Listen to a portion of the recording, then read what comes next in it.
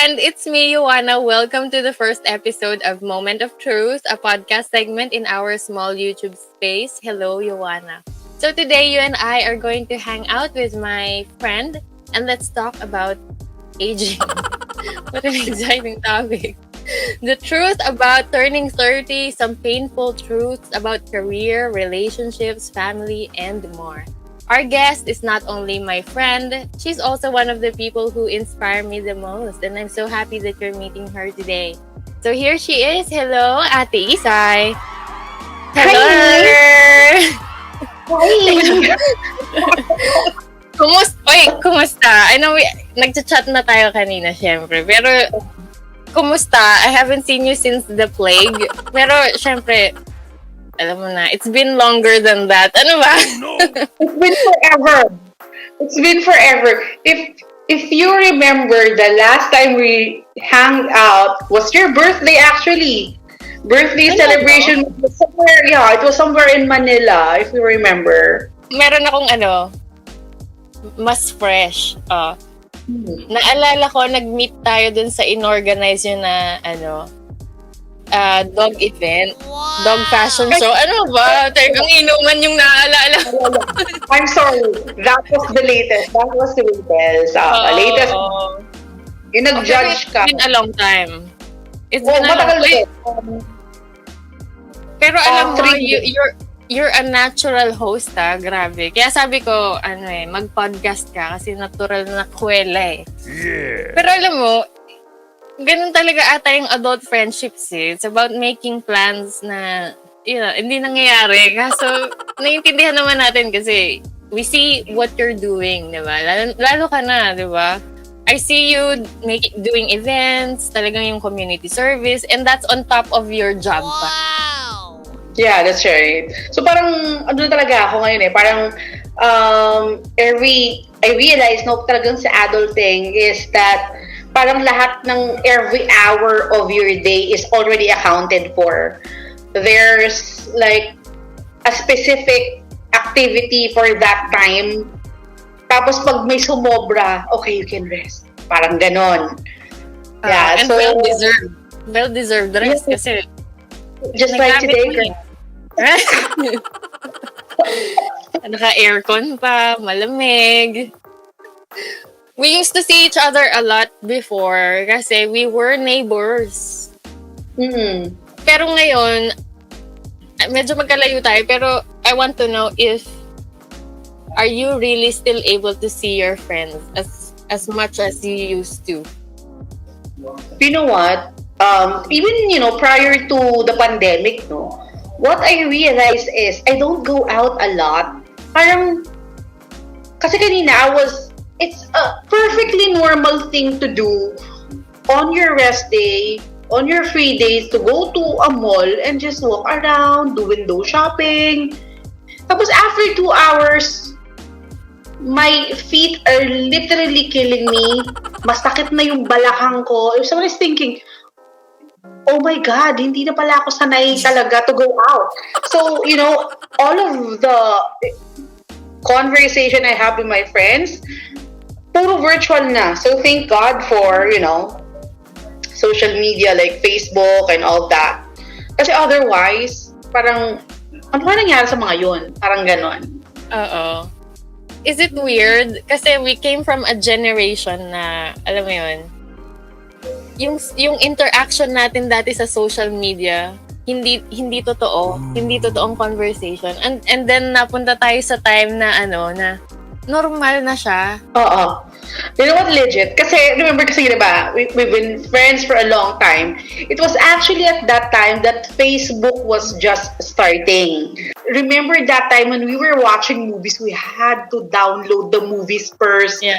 Bago natin siya panoorin. And now, it's in a snap you can watch. Tapos, before, when we posted stuff sa social media, it's really just to update people na I did this, I did that. Pero yung chat was not that big of a thing. Parang hindi naman talaga nagagamit yun. Ngayon, parang more tayo sa chika.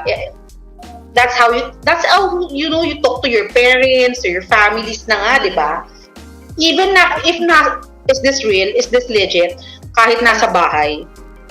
True. This is even weird to me kasi first time ko makatambay online. Ngayon, late ako, te. Late ako sa bandwagon ng online tambay. Oo. Girl, late ka talaga, girl. Kasi pag message ka, oh my God, people, do you know, na pag message niyo siya, pag nag-send kayo sa kanya ng message, magre-reply yan after a day, after 2 days. Talagang hindi mo pagbasa ng mga chat to. It's not that parang hindi ka notifications ko. Yeah, hindi ka niya dinidedma. Talagang matagal lang siya mag-reply. Medyo challenged ako sa tech. I think that's part of, of yung feeling ko matanda na ako. Ito mas active pa yung nanay ko sa group chat. I can imagine. Actually, yung mga moms, yung mga tita, yung mga active talaga sila doon. Kung yung dati yung chikahan ng mga CCTV, ganyan, yung mga chismisan sa kalye, now it's on Facebook. Social media now, it's necessary. It's necessary. Lalo ngayon nagkaroon ng pandemic, parang it's your way to communicate really. Have you tried drinking with your friends online? Oh yeah. The online inuman. The online inuman started because of the pandemic. Diba?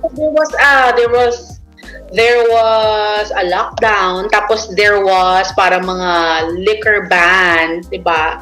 You can't drink outside. So yung mga virtual inuman, dyan pinanganak yan. Wow. Parang group na yung video call. So, nung nag-pandemic at nag-lockdown, hello, let's virtual inuman now. So, yun nangyari doon. Hindi ba mahirap? Hindi ba magulo pag madami? Oo, minsan. Minsan kasi, di ba, you have to understand kasi sometimes this is me in the group. There is always that one friend who has so many stories to tell.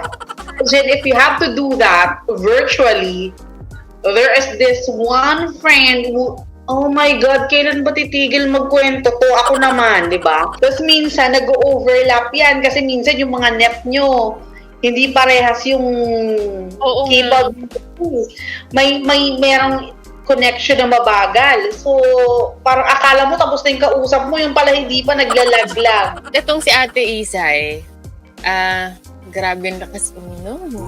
Yung tipong, yung storya na nagiinuman kayo, tapos umalis ka na para pumasok sa trabaho. Pag uwi mo, nandun pa sila. Pag binuksan mo yung ref ko, normally, a normal person would have water, would have food, diba? Hindi, on my ref, when you open it, there's soda, there is water, and there is vodka. Diba, remember? I was so crazy about, diba? But before Antonov, we had the bar. Kasuklam-suklam na the bar. Siyempre, maghahalata na yung edad natin. Pero binabalik na nila. Hello, we are on our 30s. Hello, by the way, let me welcome you. Welcome to the 30s, girl. I can officially say that I have orbited the sun 30 times. I don't even know why we're doing this. Why? Can we stop orbiting the sun? Can we stop here? Can we stop at this? This is okay na. I actually like how I look ngayon. And then, if I look back, parang sino to? Do you think that you look better now compared to when you were in your 20s or mid-20s? Actually, yes. Parang iba yung confidence ko ngayon na parang, kung pangit ako, ano naman.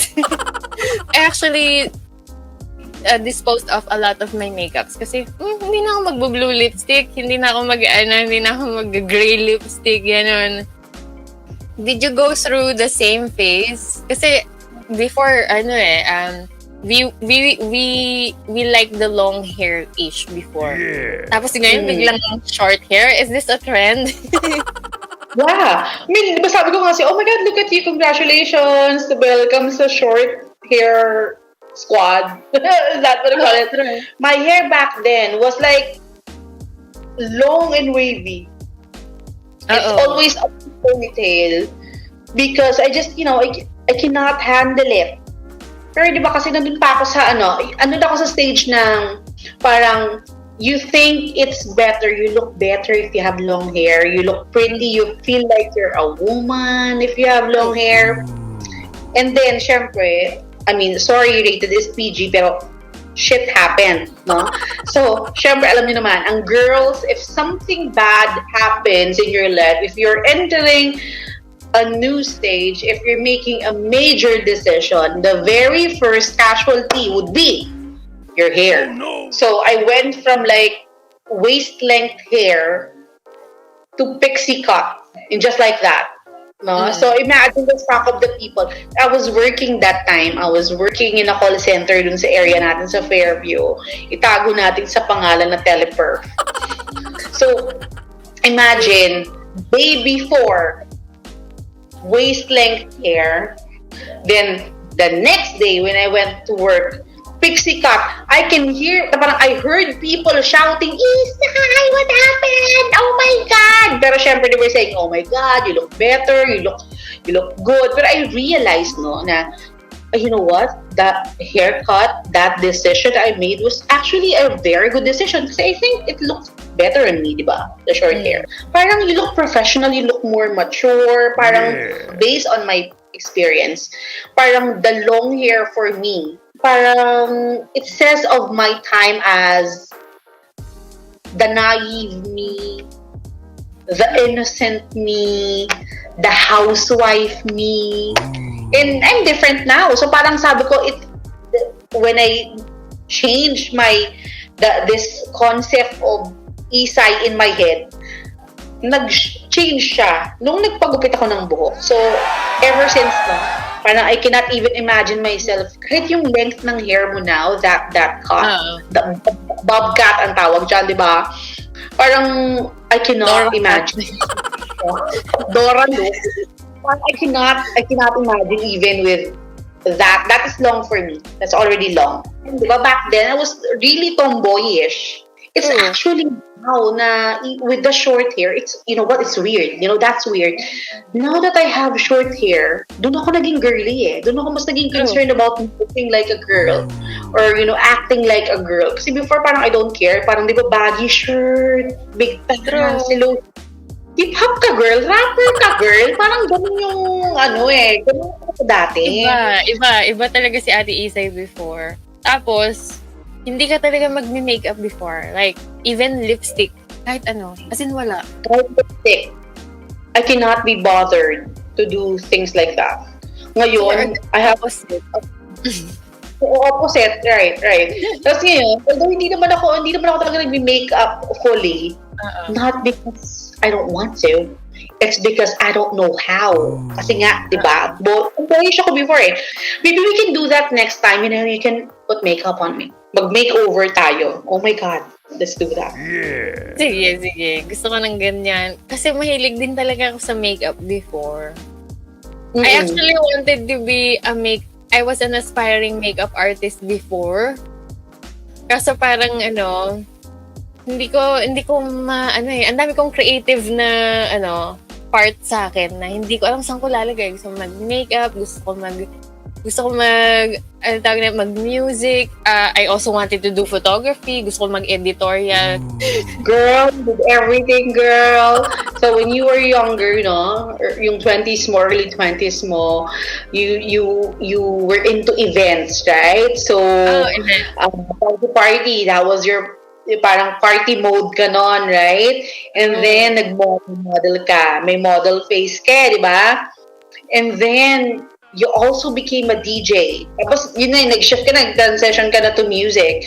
So, siguro right now, kasi naranasan mo na, nadaanan mo na lahat yun. What do you think would be something that you're focused na to keep doing? It's hard. Alam mo yun, sa 20s, I wish I discovered what I really wanted to do. At the end of the day, I want to do storytelling. Kaya nung napunta ako doon sa YouTube just for just to record memories.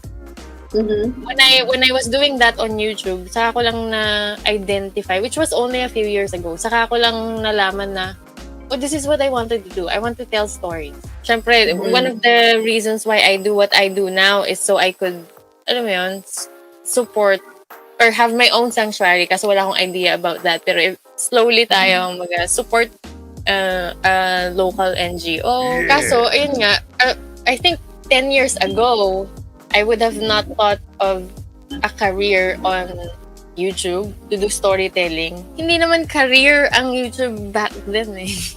Yeah, right. It's just something that you do for, your free time. Did you have a dream job? Ako kasi before, I didn't have a dream job. What? I just had the energy pero wala akong dream job. I was just really lost. I don't even know what I wanted at that time. Kasi when I finished school, nung college, I started working.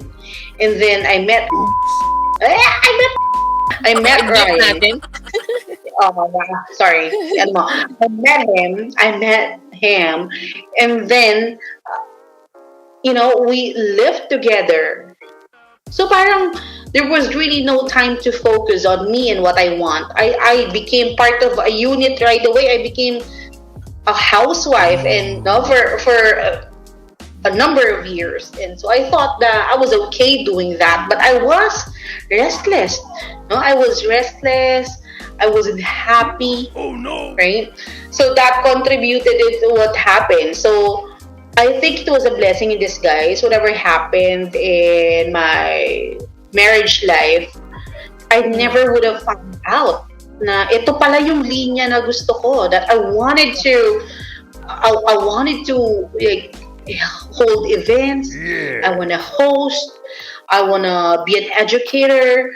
I want to be an advocate for animal welfare. I never would have, discovered that this is what I wanted to do if not for that bad experience in my 20s. Can you tell na you're already living the career that you already want? As in, ito na yun. Yeah. This is it. It was a bad experience. When you're in your 20s, lahat ng mga madramang bagay sa buhay, you will experience that pag nasa 20s ka. Diba yan? Nabubulol ako. Parang lahat ng drama, lahat ng problema, lahat ng eksena, lahat ng ganap, it will happen when you're in your 20s. One of my favorite comedian, si Somor, black comedian, and that she said that when you enter your 30s, your 30s, that is the time that you fix the shit that you did when you were on your 20s. Parang, you know what? I don't give a shit anymore. Okay, let's just fix what's here. So, nung time na yun, I was like really devastated with what happened with my life. Oh no! Only to find out na, it ushered me to this person who I am today. You know what? I'm 39 right now. I don't look like it. Wow. Pero parang, I'm still fixing the shit. So that could be with your career. It could be with your personality, your dreams, your aspirations, whatever. Pagdating mo talaga sa 30, oh my God, pagbabayaran ko lahat ng ginawa ko nung 20s. But I'm not saying you guys should fuck up in your 20s. You just might fuck up just in case. But that's okay. That's okay. Because you still have time to fix that when you get to your 30s. So get ready. Yun na lang masasabi ko sa kanila. Do you agree? I think so. And whatever you sowed, kung ano yung tinanim mo in your 20s, you will enjoy in your 30s then. Yeah. I think it goes hand in hand, di ba? Was there anything that you want, kumbaga, if makakausap mo yung 20-year-old self, was there something that you want this 20-year-old Isay to do? Oh my God, 20-year-old Isay. This is the older me. Don't stock vodka in your ref. At least not that much. Okay na yung isang bote. Pero like 3-5 bottles? And to finish that in a week? That's what we did, di ba? We can even finish 5 bottles in like 3 days, di ba? Do you remember, babe? Just go. Most of them, I don't remember. Kasi alam mo na. Kasi imagine, 2 bote, 3 bote ng vodka sa isang gabi. Hello! What? Yun talaga. Because I was really abusive with alcohol when I was younger. Because pag nandun ka sa age na yan nasa 20s ka, you think you're invincible, sorry.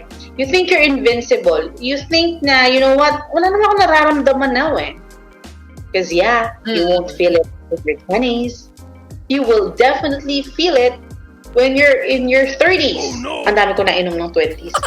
Can you still drink the same way as before? You know what? I would like to think that I'm still that badass. Because I was badass with alcohol back then. I cannot even bear the smell of vodka these days. The smell of alcohol, it makes me dizzy. It reminds me of the not so good days. Pero I love vodka. And you know that I also love bourbon. Isa pa yung bourbon na yan. May mga moments na parang hinahanap ko siya, parang gusto kong madantayan yung labi ko. But, tikim na lang. Unlike before na dadayo pa ako sa inuman, yung mga ganun. So, the answer is no. No more. Ako rin, kailangan ko ata ng ambulansya. Parang kailangan ng ambulansya pa uwi. Naalala mo ba yung, yung may mga nakainuman tayo na bagets? What? Sorry, yung tama ko. Yes. Is this yung inuman natin with our kumare Lucille? Yes. Kasi yung inuman ng bata, walang pagkain. That's why I prefer to drink with, yung adult drinking naman. Yung may balanse ng pagkain and talagang patuyuan ng utak. Ano to? I just can't drink without food. True. Parang pali yun Kasi diba, every time may session tayo sa bahay, I would prepare diba? Lagi tayong may food. Pagdating natin doon, walang food. Right? So parang nagpaano ako nagpabili ba ako? Or nagpa-ready ako ng food? Nagpahanap ka ng food. Kaso delata lang yun. Oo. Tapos lumabas lang tayo sandali. Tapos pagbalik natin, ubus na ulit yung food. What? Paano? Nag-iisang delata lang yun Weird na si Lucille. Ha? Wow. Do you know? Talaga? Hindi. Oo. Hindi na siya umuwi? Hindi pa siya umuwi. Tapos, pero wala pa rin kid, syempre. Work muna. Was there ever a time that you got tired of the question about having kids? Before, when I was younger. Mas ka pa parang the patience is parang thinner, shorter when you're younger. Parang when you ask that question, when you get asked that question, you feel the pressure. Parang may pressure ka na, kaya nila ako tinatanong, siguro gusto nila magkaanak na ako. But, I don't ever get tired of, being asked that question kasi it's also my opportunity to parang educate na, you can't just have kids just because, the clock is ticking, because you're married, because you have a husband, you need to have a child as a proof of that love. No, that's not it. That is not the reason why you have kids. If you want to have a kid, you have to focus on that life kasi, you will be guiding that life. Teach him, her, how to live. Yeah. So, if you don't have the time, don't have kids. Just adopt dogs. Yes! For moms. There's so many kids right now in, diba, sa mga ampunan. Yeah. So, there's so many dogs, pets that you can adopt in adoption centers and shelters.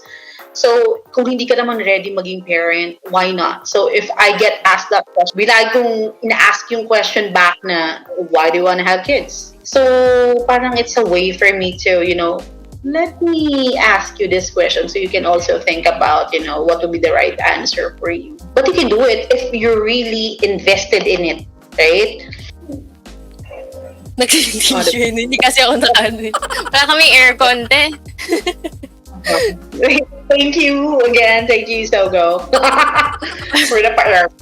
This is my go-to place because I get stranded. I would often, forget about the time, and that is a different, it's a different time nowadays. There is lockdown. There are curfews. I would often forget. Asa abutan ako ng quarantine. Abutan ako ng curfew. And thank God I'm here in Monumento, so I can stay in Well, Sogo. Thank you, Sogo. In fairness, tahimik talaga dyan, ah. Yeah. Maganda gumawa Right. ng content. Sabi ko nga kanina may message ko yung mga bakla kong friends. Sabi ko, guys, you wanna go here? You wanna go live here?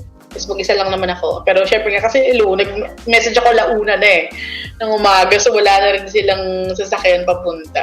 Ang hirap ng pandemic na to. Ang hirap ng lockdown na to. Ang hirap ng ano na to. It's a cause of anxiety for a lot of people. Kasi hindi makalabas. And I can understand. Was the quarantine hard for you? Sa akin kasi parang normal lang to sa akin This is me. This is my life. What? Was the quarantine making you crazy?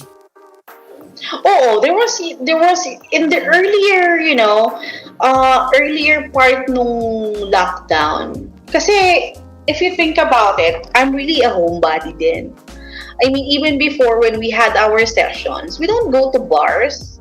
We would drink our asses off sa bahay. Right? So parang it really shouldn't have bothered me. Pero yung idea kasi nung lockdown is that even if you want to go out, you can't go out. No. So that is what is messing with my head. Yun ang ayoko. I don't like the fact that I can't do something, that I don't have the freedom to go out if I want to. And then, you know what? Yung medyo nagkakaroon na ng mga nagkakaroon na ng mga options. You can't go out to buy food, you can order. Right? Hindi ka makabili ng damit mo, ang dami ng online store. So, nagkaroon na ng naka-adjust yung tao. Right? And ang mga Pinoy, we always find ways Diba? Para tayong BDO, we find ways. So, parang, you know what? Kung hindi pwede to, you know what? We're gonna ride this shit. Remember, no? Kailangan mag-mask. And we had like decorative masks. Wow. Diba? Creative yung mga mask. Alam mo yung mga Lady Gaga-ish na mga face shield. Oo, diba? Oh my God, you're going to the supermarket. Oversized Lady Gaga face shield. If you think about it on a normal day, parang, ganyan. But you know what? It's my pandemic attire. Okay na okay lang kung ano man yung ka-weirduhang gagawin mo sa sa mask mo and your face shield. If it's your way to, like, find an adventure, an enjoyment on, something bad like having to wear a mask when you go out. But I would always still wear a mask. May mga comorbidities ako because of, I'm paying for the fun that I had in my 20s. Totoo? Totoo ba? Totoo ba o joke lang yun? Oh, yeah, because I just cannot say no to soda. No. Oh my God. It's like I replaced rice with soda. I can drink 1.5 na soda in one sitting. Oh my God, it's so bad. So I became a diabetic. Oh no. Okay. I am now. I am. And ano naman siya? Well, type 2, which basically means that my lifestyle was really bad. So I have this now. But I still drink soda every now and then because you know what? This is 𝐡𝐚𝐧𝙧𝙧. This is my way of adventure. This is how I live dangerously. So some people will, so some people will surf, some people will do extreme sports. Skydive. That's the way they live dangerously. This is my way. I drink soda more than my body can take. So what I did is like there was a time that when I was trying to lose weight, so I cut down on the carbs. I removed rice from my diet. Tapos nag-stop din ako. You know what? This is how you make me lose weight. I went into a challenge with a friend, and she said, you know what? Let's try to lose weight. Wow. And, we cannot drink soda for a month because I am competitive. Gawa kaya tayo ng challenge. Oh my God. challenge me. I mean, make me accountable. People make me accountable to Ilang pounds yung gusto mong malose? Oh my God. 73 kilos ako now. And I want to go down to 60. Wow. Oh, 60? Flat? Is 60 like so bad? Kasi I'm 73. So parang 13 kilos. Can I do that? Oh my God. So, pwede natin gawin, you will lose 13 kilos. I'll gain 13 kilos. Do you want to gain weight? Naalala mo before, I've been doing my best to get to normal weight, which is 110. You know Nung what? nag-sidcore pa tayo dati. Yeah. Pero ako, I don't want to be skinny. I don't want to be skinny. Because, you know, I'm top heavy eh. So, ayoko naman magbukhang parang I'm gonna topple over. And I don't want to lose all of this goodness, this top heavy goodness. I want to keep it Asset. at least this asset, because you know I'm not that pretty, I'm not sexy, but I'm damn smart and I have big boobs. So I think that's a good combination. Ilang months ko kaya bubunuin yun? 3? Imagine. 3, ganun din. Actually, hindi ko alam. Pero mag-research tayo kung ano yung healthy na Let's ask timeline. Sige. This guy's body is unreal. It's like he is Photoshop, pero legit talaga na, I mean, he worked hard for his body. Bagay ba sa akin? Kung mukha akong lalaki. Hindi naman. Grabe ka. Oh my God. Kasi if you can share to the people, di ba, how I look. I have a resting bitch face.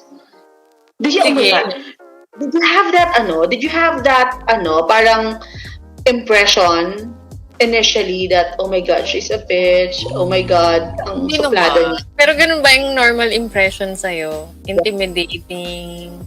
Yeah. That's why I try to be funny eh. I try to, you know, ko dun sa I try to be funny. Oo, diba? Panic po ako. Huwag matakot sa akin. May ganun eh. May iba naman na parang susungitan, kaya parang bitchesa yung dating ko. But totoo naman bitchesa ako, but only if you deserve it. Pero kung hindi naman ko kilala, I'm not taking that effort. Alam mo, to be a bitch, it takes an effort. It's a skill. So, you know what? Hindi ka namin pagbibitchesahan if you don't deserve it. We'll just ignore you. Yeah. Parang gano'n. Diba? Diba? Was there a time na you were more aggressive into responding instead of ignoring? Oo, kasi ngayon, ako eh. I'm on that stage. Before kasi I'm very argumentative ako. So opinionated. I was in my late 20s eh. Kaya nga me and always get it on arguments because argumentative ako eh. And you don't lie to me. If you lie to me, you have to make sure that it's a really good lie. Otherwise, I'm gonna give you shit about it. Yeah, so, yeah. So before, kasi you know what, if you tell me, ang pangat mo naman, ang taba mo, parang yung mga ganyan. So parang ang taba mo, parang, bakit? Matalino naman ako, ganito, ganyan. Parang, bakit ikaw ba kapakain sa akin? O mga ganyan. Parang mag-retaliate ka, di ba? Nowadays, if you tell me that the sky is red, okay. The earth is then flat. it is. I think the earth is flat. Okay, it's the earth is flat. Okay. Whatever you say. Parang gano'n na. Parang, gano'n ba? Tingin mo? O di, sige. Parang gano'n ako ngayon. Hindi na ako I'm not gonna change your mind. If you're set in that, in that fact, then, well, good luck. I wish you the best. Parang gano'n. Do you think your relationship will be an exemption? In a relationship, I don't give a shit anymore in the relationship right now. Although I'm not really interested in having one. Because I had a bad relationship. Parang not the marriage, not with not with him. I mean, that's bad. But I actually tried again last year. Mm-hmm. You know what happened? Pandemic, the lockdown made me realize that he is an asshole. So, right now in a relationship, kung magkakaroon ako ulit, because that's what happened last time. When he said the lies, ang reaction ko was, well, alright. Oh no! Okay. Black. If you lie to me, I'm not even gonna prove you wrong. I already know that you lied. It's an effort for me. I became so lazy with, relationships. Kasi, you know what? Kung gusto mong ayusin, you're gonna make an effort, right? Yeah. If you wanna fix stuff. I don't wanna fix stuff anymore. If it stops working, I'm not gonna do anything. Oh my God, please don't do that. It's a very cynical way to live. Don't follow my direction. Don't. I think it's too late. Ganon din ako eh. I'm very stubborn. Pagka dumating tayo sa point na where we're arguing, pero paulit-ulit, parang ito yung sinabi natin kanina, di ba? Parang I have a tendency to walk out. Mm-hmm. Actually, that's how my last relationship ended. Ganon lang. I have a question. Since it's your fault, you walked into that. So I'm gonna ask the question. Were you ever asked? Well, you walked in it, girl. So I'm gonna ask the question. Were you asked by you have supporters, diba, on your YouTube channel? Were you asked questions on what happened? And how did you answer? Paano mo siya sinagot? Maliit yung community, but there were actually people who are supportive. Siyempre, there were some people that we lost. Kasi wala akong sinabi. Mm-hmm. Actually, between me and my partner, I didn't want to say anything back because I was not ready. So I kept quiet for too long. Hindi ako nakabalik until after 2 months. Kung may magtatanong, sasagutin ko sa direct message. Pero I didn't go announce that, I'm single, gano'n. Siyempre sa akin, mahirap pa rin tanggapin eh. Kaya hindi ko nag-open up. Siyempre, ikaw nakausap kita.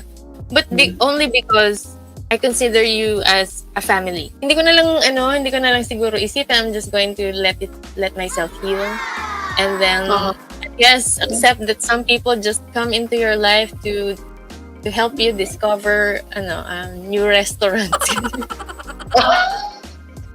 New good places to go and to eat. But that I think that's a right way to go. Remember when my marriage fell apart, some people don't even know that it fell apart.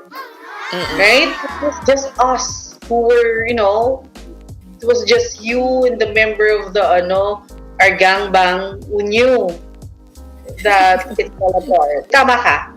I don't want to involve people who did not know me, who do not know him, and the story. Ikaw, you were there.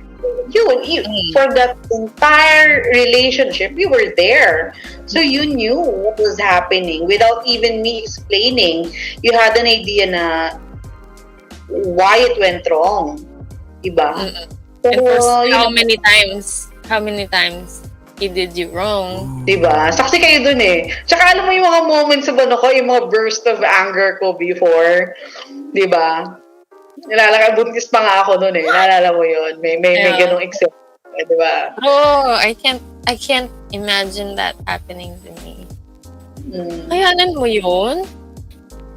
Alam mo yun, hindi ko, anong gagawin mo? Hindi ko alam. Oo, diba? Pero, parang iba-iba tayong personality eh.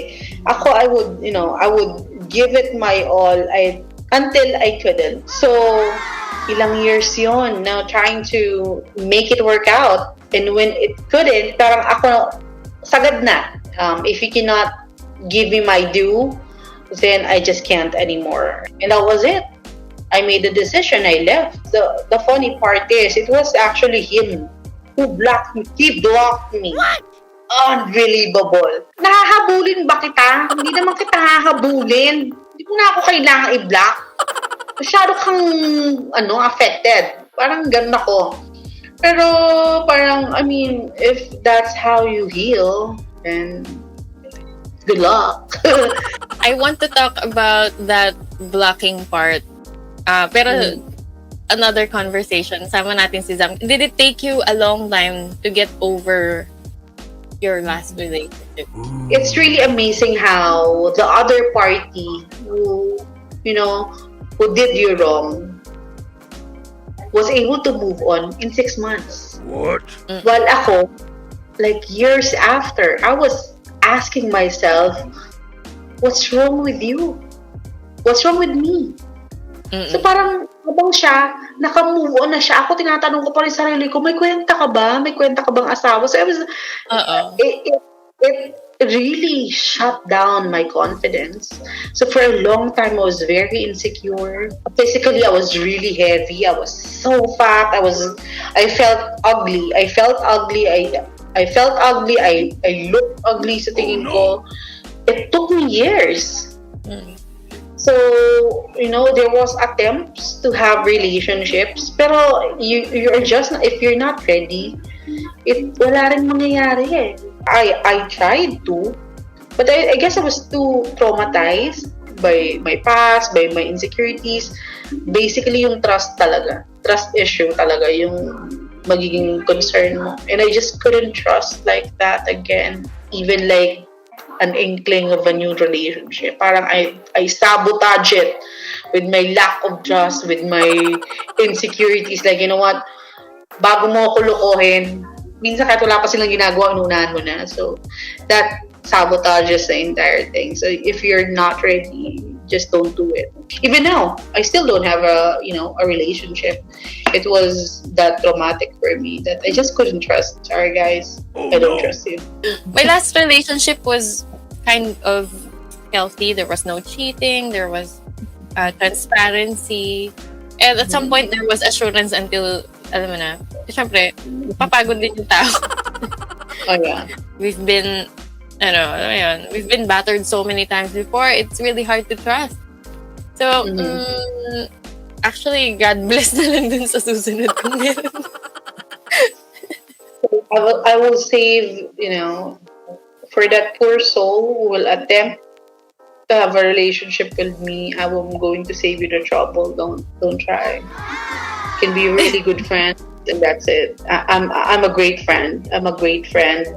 But as a girlfriend, I'm terrible because I just don't trust men. So, Do you think you wasted your time dating, spending your time dating instead of exploring kung ano yung gusto mo? Exploring things para malaman mo kung ano yung gusto mo. Yeah, that's one of my regrets. I think parang manghihinayang ka sa time mo. I mean, imagine me at my 39, baga na-realize ko lang, and I just really had a very good, I have a clear idea of who I am just now. So, imagine all of those years na you're just wasting, like, wishy-washy lang yung buhay mo. Parang you're just going with the flow. It's a big regret for me.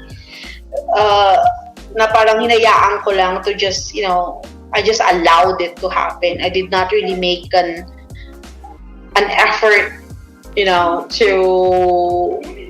find out what's my goal, what's my motive, what direction do I want to go to. So, parang nakahinayang. But at least, it's never too late, is what I tell myself. Maybe it was meant to be. Maybe I wasn't ready before. Maybe I had to go through everything that I went through, so that when the time comes that I realize that this is what I want to do, I'm ready for it. Yeah. I have the maturity for it. I have the experience to back me up. I have the patience. Because patience, you need to build that. I mean, I cannot pray to God and tell me, God, tulungan mo ako maging pasensyosa. Hindi naman niya ako mamagically na, magiging pasensyosa ka na, Isay, anak. It's not like that. It's gonna, God is gonna give me opportunities so I can be patient. If we ask for something, we are given opportunities to earn that, to learn that. So I think that, that's what happened. I don't think I'm ready for who I am now, for the Isay of today. 3-5 years back. It's just, this is the perfect time for me. So, parang, it's my time. And this is it. And perfect. Everything is perfect. And it's everything in God's perfect time. Sabi ka. Can you tell me really quick about your advocacy before we end the video? Okay, so yun nga, we've talked about, me finding myself and the career that I want. So this is, what I have discovered with myself is that this is what I want to do. So I've been a volunteer for Animal Kingdom Foundation for, di ba guys? Hindi puro kalokohan to. So I've been a volunteer of Animal Kingdom Foundation for, I think, like 3 to 4 years now, officially. So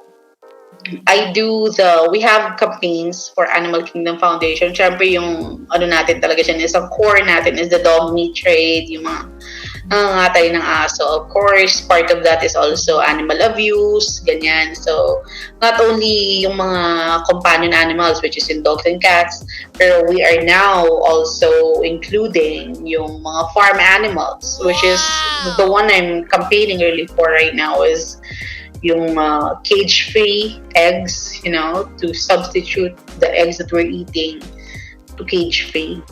So, it's very fulfilling and tiring, pero I think it's worth it. I think it's a worthy cause. So, this is what I see myself doing for a long time, and it's advocacy. So this is something that does not yield income. It doesn't yield income, pero yung fulfillment mo as a person, like at the end of the day, if you ask yourself, if the Lord decides to take me now, what have I done for this earth? What I've done for others? So yeah, this is it. So I'm sure a lot of the people who are listening, your supporters, are pet owners as well. You don't have to be an animal rescuer. What you just need to be is someone who gives a fudge about about everybody in this earth, not just you. It's not just us. We have animals here, and I think we have to take care of them too, so they can also take care of us. And that is why I am so inspired, kasi I've seen you become this person who's so passionate about taking care or speaking for those who cannot defend themselves, who barely have rights. That's why we need that money. Yes. It's really going to help. Kasi it will allow you to be you. It will allow you to do a lot of things. Yes, that's right. Tama mo na. The advocacy doesn't yield income. So, we need to, it's gonna have to come from something else, another source, so that we can continue doing what we are doing for the animals. What I learned from you is what's for you. If it's something's for you, no matter what you go through, it will end up with you. Diba? Thank you so much, Ate Isay, for sharing this 30th special first podcast episode. Thank you so much. Matutulog ka dahil sayang naman ng sayang ang venue. Yeah, sayang yung 10 hours, although nakailan na ako. So, there's still time to sleep. Mamaya magugulat talaga kung tumatawag na sa akin. Mag-extend, ma'am. About it. 30 is pretty great. Thank you. You made me feel like 30, I have nothing to worry about. This is great. Yeah. We're doing great. Be excited because you're in for another adventure. When you reach your 30s, you won't give a fuck about the things that you are worried about when you were in your 20s, because you have reached a point wherein, I survived that. So, I'll be fine. Ayan. So, You'll be fine. You'll be fine. Thank you you'll so be much. fine. I hope you Alright. found some valuable information from Ate Isay and me. See you next time. If you like this video, please don't forget to like and subscribe. Bye!